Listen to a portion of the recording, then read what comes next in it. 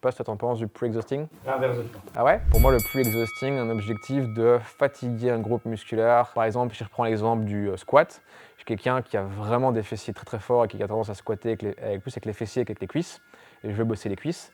Pour moi, un exercice de pre-exhausting intéressant, c'est de travailler ses fessiers pour fatiguer ses fessiers et l'obliger à aller recruter un peu plus ses quads sur un exercice par la suite. Je sais pas ce que t'en penses du pre-exhausting. L'inverse de toi. Ah ouais? En fait, les deux sont bons. Si tu fais du pré-exhausting pour te bousiller les fesses, pour pas qu'ils travaillent trop sur le squat, faut juste aller à l'échec sur ta pré-fatigue. Ouais.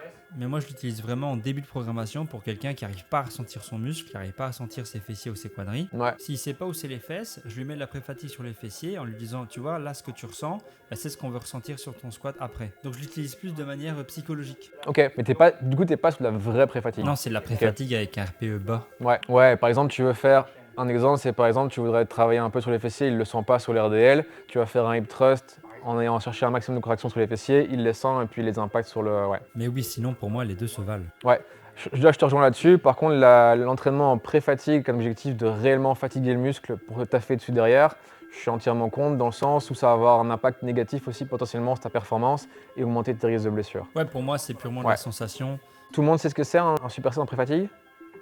Ouais, en gros, si je vais faire un exercice en isolation sur un groupe musculaire, donc imaginons par exemple je travaille sur les cuisses, je vais faire du leg extension, je vais aller chercher de la fatigue sur le leg extension avant de squatter. La théorie de base derrière, c'est que le fait de les chauffer sur le leg extension va me permettre de mieux les activer et mieux les ressentir sur mon squat.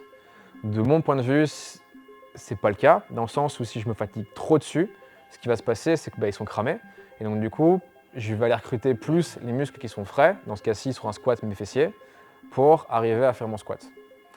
Là où je rejoins justement Quentin, c'est à partir du moment où tu vas utiliser ça plus avec un client débutant pour un ressenti musculaire, pour qu'il ressente mieux son muscle sur le deuxième exercice, donc le polyarticulaire, là ça devient intéressant.